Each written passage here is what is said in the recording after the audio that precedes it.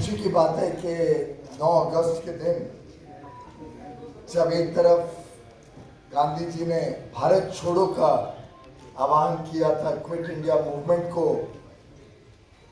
आज से 80 साल पहले देश के समक्ष रखा था, उसी दिन हम सबको प्रधानमंत्री संग्रहालय में मिलने का अवसर भारतीय उद्योग व्यापार मंडल ने दिया। मैं सर्वप्रथम तो आप सबका आभारी हूँ।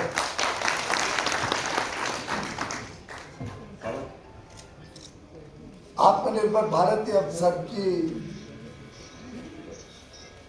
जहन में है, सबके दिलों में है, सबका संकल्प है, परंतु अभी तक हम इस विषय के ऊपर पूरी गंभीरता से पूरे समाज को नहीं जोड़ पाए। मुझे आनंद है कि आपने पहल की स्वावलंबी भारत को कैसे देश के कोने कोने तक पहुंचाना, कैसे व्यापारी समाज इसका एक कैटलिस्ट बने, कैसे व्यापारी समाज इस विषय को अपने व्यापार में, अपने कारखानों में, अपने दुकानों में, अपने जीवन के हर पहलू में भारत को आत्मनिर्भर बनाना है। जो माननीय प्रधानमंत्री नरेंद्र मोदी जी ने आह्वान किया है, बीइंग वोकल फॉर लोकल, इस बात को अपनी अगली पीढ़ी को समझाना है, अपनी अगली पीढ़ी को इसके साथ जोड़ना है। इस सपने को पूरा करने की हमारी सामूहिक जिम्मेदारी का एहसास करते हुए आज हम यहाँ सब उपस्थित हुए हैं। मैं तहे दिल से आपका और आप सभी का धन्यवाद करता हूँ कि आपने इस कार्यक्रम का आयोजन। अटल जी ने, श्रद्धेय अटल जी हम सबके प्रिय थे। हम सबको उन्होंने बहुत प्रोत्साहित किया, मार्गदर्शन दिया। हम में से कई उनके सानिध्य में काम कर चुके हैं। माननीय श्रद्धेय अटल जी ने कहा था, हर इंसान को चाहिए वो परिस्थितियों से लड़े, एक सपना टूटे तो दूसरा करे। और वास्तव में 2014 के बाद जिस प्रकार से माननीय प्रधानमंत्री नरेंद्र मोदी जी ने एक के बाद एक देश में अहम काम किए, अलग अलग योजनाएं लाए, वो किस प्रकार से व्यापारी वर्ग के लिए अपार संभावनाएं खोलती हैं, इस पे मैं आपके चंद मिनट चाहूंगा। भारत की सबसे बड़ी ताकत आज हमारी जनसंख्या है। मैं विदेशी देशों के साथ जब संपर्क करता हूं, बातचीत करता हूं, आप में से कई जानते हैं कि मैं फ्री ट्रेड एग्रीमेंट्स के ऊपर भी तेज गति से भारत जुड़े नए नए देशों के साथ उसमें लगा हुआ हूँ। यूएई यानी दुबई, अबू धाबी, उनके जो एमिरेट्स हैं, यूनाइटेड अरब एमिरेट्स, उसके साथ हमने विश्व का सबसे तेज गति से किया गया फ्री ट्रेड एग्रीमेंट साइन किया। मार्च में, अप्रैल में ऑस्ट्रेलिया, और कई वर्षों बाद एक विकसित देश के साथ भारत ने ऐसा एफटीए किया है। ऑस्ट्रेलिया के साथ अप्रैल में कंप्लीट किया फ्री कॉम्प्रिहेंसिव इकोनॉमिक पार्टनरशिप। अब यूनाइटेड किंगडम, इंग्लैंड के साथ हमारी बातचीत तेज गति से बढ़ रही है। आगे चल के कनाडा, यूरोपियन यूनियन और यूरोपियन यूनियन के 27 देश उस करार में शामिल होंगे। इजराइल, इन सब के साथ चर्चाएं चल रही हैं। कई और देश हमारे को संपर्क कर रहे हैं कि हम भी भारत के साथ करार करना चाहते हैं। गल्फ कोऑपरेशन काउंसिल के 6 देश, रूस और उसके साथ संबंधित जो CIS देश हैं, स्विट्जरलैंड और उसके साथ संबंधित जो यूरोपियन देश हैं, ये सब भी हमारे पीछे पड़े। हमारे पास पर्याप्त एस्टैब्लिशमेंट नहीं है, कॉमर्स मिनिस्ट्री के पास और क्षमता नहीं है कि हम और इतने सारे देशों के साथ बातचीत खोल सकें। ये आज विश्व की स्थिति। सबको दिख रहा है कि अगर विश्व की अर्थव्यवस्था कोई बढ़ाएगा, विश्व की अर्थव्यवस्था को कोई गति दे सकता है तो वो भारत है। और ये किस आधार पर बना?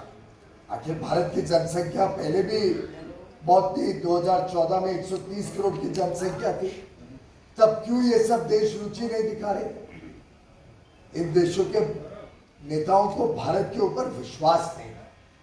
2014 में अगर आप याद करें तो भारत को एक फ्रेजाइल 5 इकोनॉमी माना जाता था। हमारी अर्थव्यवस्था पे लगभग विश्व का जो विश्वास था, जो विश्व को जो संभावनाएं दिखती नहीं थी भारत, उनको लगता था यहाँ पे कैसे आगे देश चलेगा, राजनीतिक सूझबूझ है कि नहीं है, अर्थव्यवस्था ठीक से चलेगी कि नहीं चलेगी। और इसलिए भारत को एक प्रकार से विश्व के विकसित देशों ने बहुत कमजोर देश के रूप में देखा। पर ये 130 करोड़ वास्तव में बोझ नहीं है, हमारा ताकत है। ये मैसेज पूरे विश्व को देने का काम माननीय प्रधानमंत्री नरेंद्र मोदी जी ने। और ये ताकत कैसे बनी? 2014 के पहले देश की आधी से ज्यादा जनसंख्या, मैं अगर एक इसको गहराई से देखूं तो 60 करोड़ देश के ऐसे लोग थे जो लगभग एक मात्रा में रोजमर्रा की समस्याओं से निकल पाए थे। घर था, घर में बिजली थी, कुकिंग गैस कनेक्शन थी, अलग अलग सुविधाओं से युक्त परिवारों में एक मार्केट दिखती थी लोगों के। 60 करोड़ लोग आज आगे बढ़ रहे हैं, उनकी जीवन में प्रगति हो। लेकिन 70-80 करोड़ ऐसे लोग जिनको 2014 के पहले सुबह से शाम सिर्फ इसके लिए मेहनत करनी पड़ती थी कि रात को अपने परिवार को रोटी दे सके, रात को परिवार का पेट भर सके। ये 80 करोड़ लोग एक प्रकार से उपभोक्ता बने, उनका आत्मविश्वास जगे, उनकी रोजमर्रा की सुविधाओं की चिंता हो और रोजमर्रा की सुविधाओं से वो इतने युक्त हो जाए कि उनकी भी महत्वाकांक्षा बढ़े और वो भी आप सबके व्यापार जगत के कंज्यूमर बने, आपके कस्टमर बने। उसके लिए माननीय प्रधानमंत्री मोदी जी ने गत 8 वर्षों में जो एक के बाद एक कदम उठाए, हर एक के घर में हर एक को घर मिलना, जिसके पास घर नहीं है, पक्का मकान नहीं है, उसको घर देना, उस घर में। और आज के दिन मैं कह सकता हूं बहुत खुशी के साथ कि जितने लोग बिजली का कनेक्शन चाहते हैं उन सबको आज बिजली का कनेक्शन मिल चुका है। कुकिंग गैस हर घर तक पहुंच चुकी है, शौचालय हर घर तक पहुंच चुका है। जिनके पास घर नहीं था उनको घर या तो मिल चुका है या कंस्ट्रक्ट हो रहा है, मिलने वाला है। इंटरनेट कनेक्शन गांव-गांव तक पहुंच गए। अच्छी सड़कें, एक तरफ बड़े नेशनल हाईवेज, एक्सप्रेसवेज। और आप में से कई भाई बहन तो यूपी से आते हैं, आपने तो जो चमत्कारी काम उत्तर प्रदेश में हुआ है, आज एक कोने से दूसरे कोने में जाने में पूरा 6 लेन, 4 लेन, 8 लेन हाईवे से तेज गति से, तेज रफ्तार से आप जा सकते हैं। बुंदेलखंड एक्सप्रेस एक तो गाथा मुझे लगता है इतिहास के पन्नों में जाएगी। 2 साल पहले शिलान्यास और 2 साल के अंदर इतना व्यापक योजना कंप्लीट करना अपने आप में एक ऐतिहासिक कार्यक्रम। ऐसे देश में अलग अलग सुविधाएं गांव तक पहुंचे, गरीबों को उपलब्ध हो, इसका काम माननीय प्रधानमंत्री नरेंद्र मोदी जी ने किया। आज 80 करोड़ हमारे भाई बहन जो एक जमाने में दिन भर चर्या उनकी इसी चिंता में जाती थी कि हमारा रात का भोजन कहाँ से आएगा। उनको फूड सिक्योरिटी के माध्यम से तो अनाज मिल ही रहा था, अब उसको डबल करने का काम, यानी 5 किलो हर व्यक्ति को अधिक अनाज प्रधानमंत्री गरीब कल्याण अन्न योजना के तहत 25 महीने तक देने का काम सितंबर तक चलेगा। ऐसा काम माननीय प्रधानमंत्री नरेंद्र मोदी जी ने करके हर एक को मुक्त कर दिया इस चिंता से कि वो रात को भोजन कैसे पकाए। तो गैस हो, गैस का सिलेंडर कनेक्शन हो, बिजली हो, घर हो, पेयजल हो, अनाज हो, शौचालय हो, जो एक मिनिमम एक व्यक्ति को सुविधाएं चाहिए जिससे उसका घर अच्छी तरीके से चल पाए, वो पूरा करने से आज वो 70-80 करोड़ हमारे भाई बहन और ज्यादा महत्वाकांक्षी जीवन के प्रति अपना आगे का विकास के साथ अपने को जोड़ रहे हैं। अब उनको पंखे भी चाहिए, टीवी भी चाहिए, रेफ्रिजरेटर भी चाहिए, उनको अच्छे नए खाने के फल सब्जियां भी चाहिए। उनकी आज आशा आकांक्षाएं बढ़ रही है कि घर में स्कूटी आ जाए, फिर स्कूटर आ जाए, फिर मोटरसाइकिल आ जाए, फिर गाड़ी आए।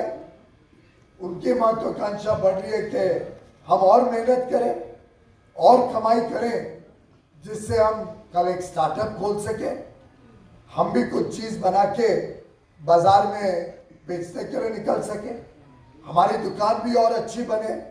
हम पहले 40 चीजें बेचते थे, हम बढ़ा के 100 चीजें बेचे, कल 200 चीजें बेचे, सुंदर बनाए हमारी दुकान को। कोई ठेला लगाता था तो ठेला अच्छा बन जाए, ठेले के साथ साथ उसको एक ऑटो रिक्शा मिल जाए तो मेहनत कम करनी पड़े, सामान ज्यादा ला सके, स्वनिधि योजना से उसको पैसा मिल जाए जिसको वो आगे अपने व्यापार को बढ़ाने में लगा सके। एक प्रकार से एक व्यक्ति के लिए आगे महत्वाकांक्षी होने के उस जिसको कहते हैं फायर इन द बेली, उस जज्बे को जगाने का काम प्रधानमंत्री नरेंद्र मोदी जी ने किया। और ये मैं आप सबको इससे कह रहा हूं कि सीधा व्यापार के साथ जुड़ा, इसका लाभ सीधा हम सब व्यापार जगत के लोगों को मिलता है। ये नई मार्केट की अपॉर्चुनिटीज हम सब के लिए खुल रही। अब हमें तय करना है कि हम इसको कैसे कैप्चर करें, हम इससे कैसे अपने काम को बढ़ाएं। मैं मानता हूं माननीय बापू का जो सपना था हमारे देश को आजादी के साथ साथ आत्मनिर्भर बनाना, स्वावलंबी बनाना, स्वदेशी की तरफ हम सबको बढ़ना, महात्मा गांधी जी की वो जो सीख थी उसको पूरा करने का काम प्रधानमंत्री नरेंद्र मोदी जी ने किया, जिन्होंने स्वदेशी को, खादी को, आत्मनिर्भरता को, स्वावलंबन भारत को प्रोत्साहन दिया और हम सबको एक आत्मनिर्भर देश, एक देश जहाँ पे हर वस्तु भारत में भी बन सके, एक अच्छी गुणवत्ता वाला वस्तु बने, गुणवत्ता वाली सेवाएं हम देश में उपलब्ध कराएं, उसके प्रति हम सबको और तेज गति से आगे बढ़ने के लिए प्रोत्साहित किया। मैं आप सबको बधाई देता हूं आज के इस महत्वपूर्ण आयोजन पर कि आप सभी ने स्वावलंबी होना, स्वदेशी भारत के प्रति अपने आप को संकल्पित करना, इसके लिए जो पहल किए, ये आगे आने वाले दिनों में पूरे व्यापार जगत को एक बड़ा मैसेज देगी।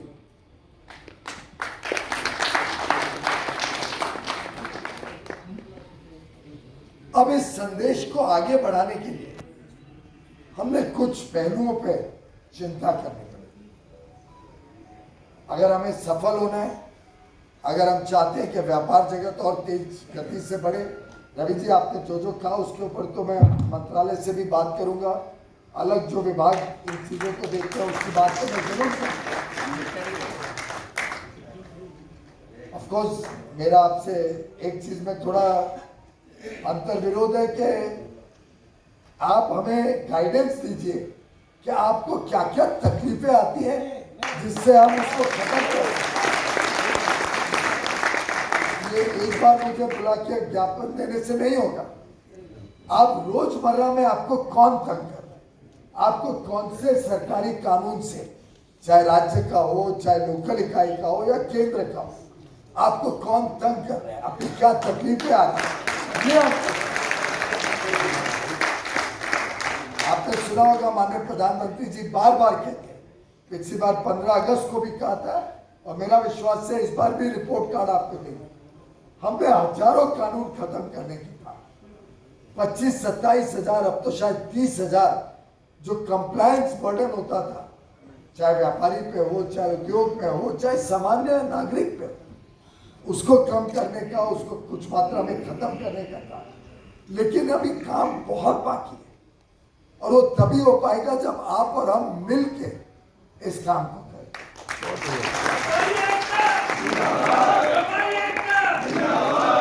मैं चाहूंगा कि आप और अपने अलग अलग जो साथ में जुड़े हुए संगठन है, जो अलग अलग व्यापार के काम कर रहे हैं, कोई तेल का व्यापार कर रहे हैं, कोई चीनी का व्यापार कर रहे हैं, कोई फेयर प्राइस शॉप चला रहे हैं, किसकी इलेक्ट्रॉनिक की दुकान है, किसकी इलेक्ट्रिकल हार्डवेयर की दुकान है, कोई अपना छोटा लघु उद्योग चला रहे, कोई मध्यम उद्योग चला रहे, कोई बड़ी इकाई क्यों ना चला, हम सबकी समस्याओं को समझे, उसको इकट्ठा करें।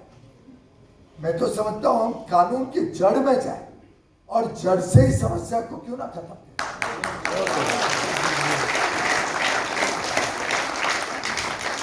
इसमें आपकी भी मुझे मदद लगेगी कि एक तरफ आप जानकारी भी देंगे, एक तरफ आप उपभोक्ताओं में भी ये जागरूकता पैदा करेंगे और ये विश्वास दिलाएंगे कि हम ईमानदार व्यवस्था चलाएंगे, हम आपके साथ धोखाधड़ी नहीं करेंगे, हम आपके साथ गलत काम नहीं करेंगे। तब जाके कानून को भी सरल करने में सरकार के हाथ मजबूत हो। खाली 2 हाथ से बचते, आप ईमानदार व्यवस्था बनाते हो तो सरकार के लिए सरल हो जाता है कि वो आपके ऊपर से बोझा कम करे। ये 18% की चिंता क्यों करते हैं? हमें गलत काम करना ही नहीं है तो 18 क्या 180% हो, हमें तो चिंता होनी नहीं चाहिए। हमें गलत काम जब करना ही नहीं है तो हमें उसकी क्यों चिंता? ऐसा नहीं कह रहा हूं मैं, वो बात आगे नहीं पहुंचा।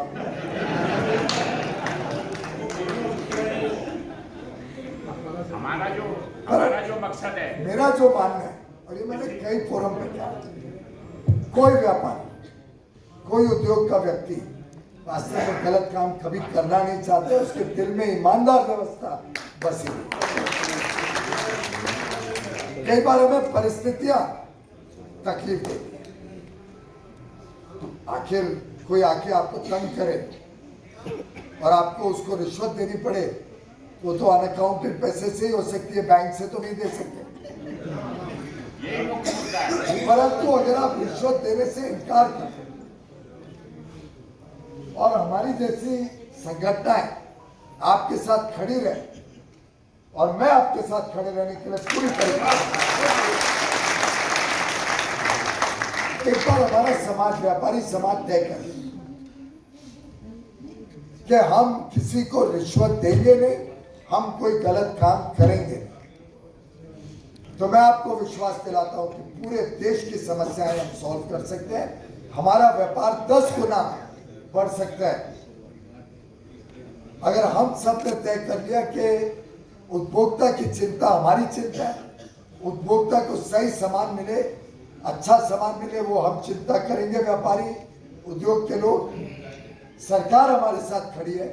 कोई गलत काम करे अधिकारी तो उसका पर्दाफाश करेंगे। और आपको मैं विश्वास दिलाता हूं, नरेंद्र मोदी जी और उनकी पूरी सरकारें केंद्र में हो, राज्यों में हो, आपके साथ कंधा से कंधा खड़ी है। आपने कल परसों ही देखा कैसे एक व्यक्ति ने एक महिला को परेशान करने की कोशिश की, पूरी सरकार टूट पड़ी इसके।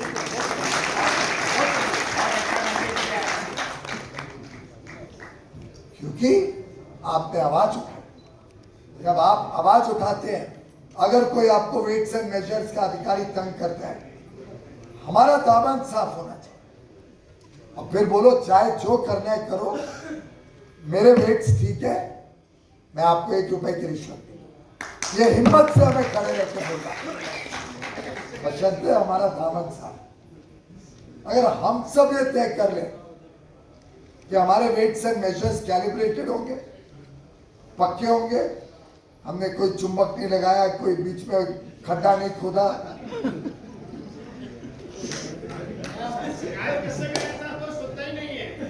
देखिए ये कमजोरी मत दिखाइए।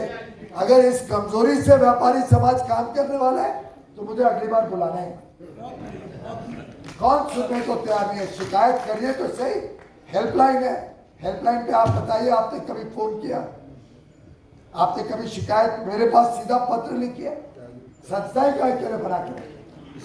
ये सब उद्योग के इतने सारे संस्थाओं के साथ हम क्यों जुड़े? आपको अगर 10 लोगों को यहाँ पे तकलीफ है, 10 लोग कंप्लेन करें। भाई साहब मैं भाई और बहनों में कितने कार्यक्रम में जाता हूँ, ऐसे एक आवाज जरूर उठती है, एक नहीं ज्यादा उठती है, पर जब मैं बोलता हूँ अच्छा चलो 10 केसेस मेरे पास लेके आओ, मुझे दुख के साथ आपको कहना पड़ रहा है आज तक कोई 10 केस ही नहीं आए हैं इतने साल। मिलोगे तो कह देंगे मैं सब लिख कर नहीं जाएंगे। और अगर ये डर में जीना है तो ये तो कायरता की निशानी हो जाएगी। फिर तो कोई आपका सोल्यूशन मेरे पास नहीं है। मैं तो बहनों से कहूंगा आप लोग जरा इनको हिम्मत दीजिए और बल दीजिए।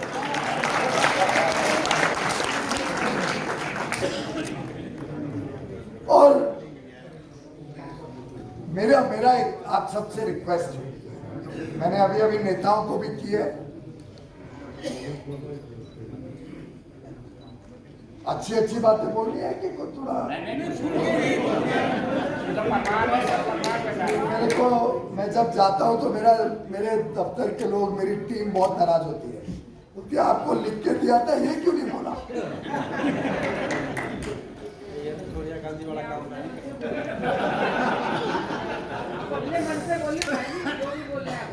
दिल की बात भाइयों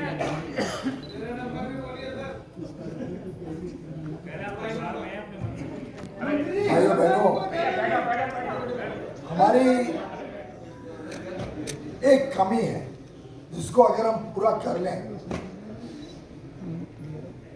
तो कल्पना के बाद इस देश का भी उद्धार होगा और हमारे व्यापारी समाज का भी उद्धार होगा, हम सबका और हमारे अगले आने वाली पीढ़ियों का उद्धार होगा। मैं मानता हूं कि देश में अगर देखें तो हजारों की संख्या में हमारी अलग अलग इकाइयां बनी हुई हैं। मैं कई बार मजाक में कहता हूं, और ये संस्था भी वास्तव में 1 से 2 बन गई है, हम सब जानते हैं, बड़ी बात है कार्यक्रम चल रहा है आगे। और ये समस्या क्यों आती है? क्योंकि कोई पद छोड़ने को तैयार नहीं। यानी एक टीम बन गई, पद पे बैठ गई, अब नई टीम आना चाहे तो रास्ता ही नहीं, कोई कुर्सी खाली नहीं है।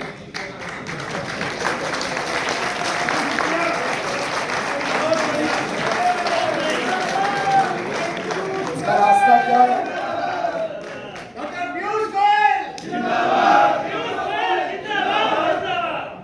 इसका रास्ता एक नई संस्था खोल दो, 2 हो गई, और पीढ़ी दर पीढ़ी ये काम चलते ही जा रहे हैं। आज शायद हजारों की संख्या में, ये कोई इंटरनेशनल फेडरेशन हमारी है ही नहीं।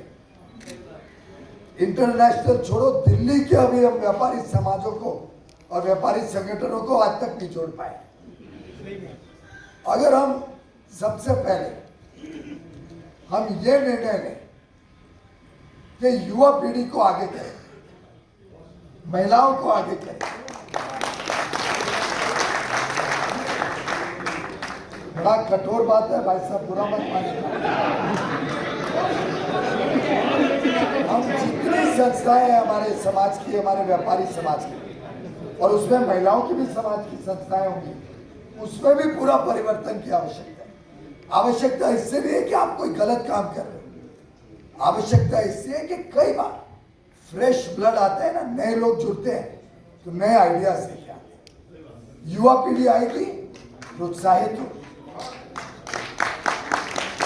नए रूप से सोचो, नई दोस्तियां बनाए, मित्रता में नए रूप से समाज को संगठित करने का काम करो। और जब तक हमारा पूरा समाज संगठित नहीं होगा तब तक वही बात सुनने को मिलेगी, डर लगता है कंप्लेन करने। और सोचो अगर देश के 5 करोड़ 6 करोड़ व्यापारी एकजुट हो जाते हैं, फिर डर का क्या सवाल है, हम ही तो ताकत हो जाएंगे। कौन सी सरकार, कौन सा अधिकारी आपके सामने खड़े होने की हिम्मत करेगा जब आप एकजुट हो जाएंगे। और इसको धर्म में मत बांटिए, इसको जात पात में मत बांटिए। व्यापारी समाज जिस वर्ग से आता हो, छोटा बड़ा सब अगर एकजुट होके वो ये संकल्प कर रहे हैं कि हम स्वदेशी भावना को आगे बढ़ाएं, हम आत्मनिर्भर भारत के लिए 4 कदम आगे बढ़ेंगे, हम एक दूसरे को सपोर्ट करेंगे, हम अपनी दुकानों में भारत में बना हुआ सामान रखें, अच्छी गुणवत्ता को प्रोत्साहित करेंगे। अब माफ करिएगा, यहाँ पे कपूर लगा था, कपूर की गुणवत्ता ठीक नहीं थी, आपने देखा ही